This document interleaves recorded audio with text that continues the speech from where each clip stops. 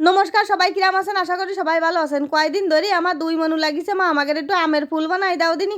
তা ভাবলাম যে বড় আম না হলে তো আমের ফুল হয় না, ঘরে যখন বড় আম রয়েছে তাহলে একটু ওকে আমের ফুল বানাই দিয়ে। যে আমটা কিন্তু দুইয়ে নিয়ে এসে ভালো করে চাক কেটে নিছি, নিয়ে এই যে আমের ভিতরে কিন্তু বেশ ফাইন করে চাক চাক করে, মানে চাক চাক মানে কি দাগ দিয়ে দিয়ে লম্বা লম্বা ফালি করে নিচ্ছি।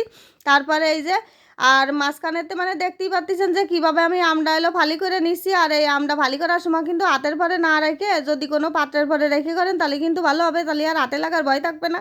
তারপরে এই যে ফালি করার পরে কিন্তু আমটা ধরে এরকম উল্টোই দিতে হবে চাকটা ধরে, তাহলে কিন্তু হয়ে যাবে আমের ফুল। তাই এই খাওয়ার জন্য ইসাইলে পেলে আজ কয়েকদিন ধরে মাথা পাগল বানাই দিয়েছে যে মা আমাকে আমের ফুল দাও, আমাকে আমের ফুল বানাই দাও। ওই কোয়ান্তে দিয়েছে টিভিতে এরা আমের ফুল বানাই খাতি, এখন তাকে এইটা লাগবে। তা যাই হোক বানাই দিলাম ঘরে যে মানে আম রয়েছে সেখানে আর বানাতি তার সমস্যা নেই। যে আরও আম নিয়ে এসে কাছে এই আমগুলো বানাই দাও। আমি ঠিক আছে নিয়ে আসো, তাহলে সবাই মিলে খাই। আর আমের সাইজ কিন্তু মেলা বড় বড় ছিল, বড় যদি আম হয় তাহলে কিন্তু সেইটাই খাতি ভালো হয়। খাতি ভালো মানে কি এই ফুল বানাতি ভালো হয়।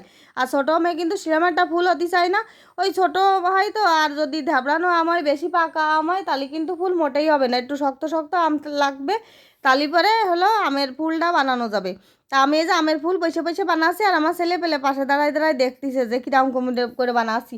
আবার ছোটোটা মাঝে মাঝে একটু হাতাহাতি করতেছে, মা আমি একটু বানাবো, আমি একটু বানাবো। আমি কিছু খবরদার না, এসব কাজ তোমাদের কাছে আমি জীবনেও দেবো না, কারণ যদি ছেলে পেলে হাতে লেগে যায় তাহলে কি একটা ঝামেলা না কোন দিনই।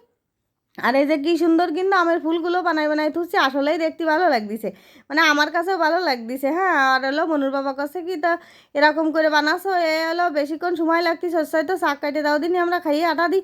আমি কাছে কি না মনুরা চাইছে যখন আমি আজকে এরম করে ফুল বানাই দেবো, ওরা এরম করেই খাক।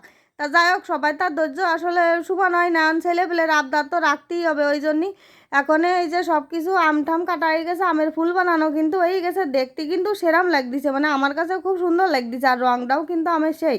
আর এদিকে একটা তরমুজ নিয়ে আইছে, তরমুজটাও কিন্তু ভালো ছিল, ফাইন লাল টুকটুকে ছিল। আর মনুর বাবা এলো তরমুজটা বাজারের আবার কাটিয়ে নিয়ে আইলো যে ভালো হবে কি খারাপ হবে সেই জন্যই। তা না তরমুজটা ভালো ছিল। আর এদিকে কিন্তু আমরা সবাই মিলে আম খাচ্ছে, আর আমার ছোটো মনে হয় যে বসে গেছে আম দেখেন কি মজা করে খাচ্ছে।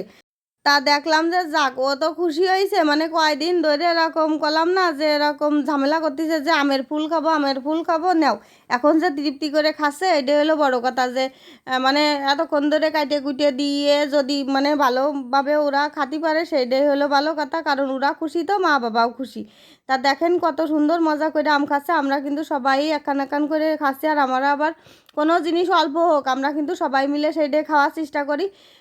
যাই হোক সবাইরে কিন্তু দিয়ে থুয়ে খাওয়ার মধ্যেও একটা আনন্দ যে না অল্প আছে আমরা আর খাবো না, বাচ্চাকে দিয়ে দিই। আমরা কিন্তু এই ধরনের করি না, আবার কবে না এ আবার কিরাম মা বাবা, আমরা হলো এরকমই করি, অল্প থাকলে অল্পই আমরা সবাই মিলে ভাগ করে খাই।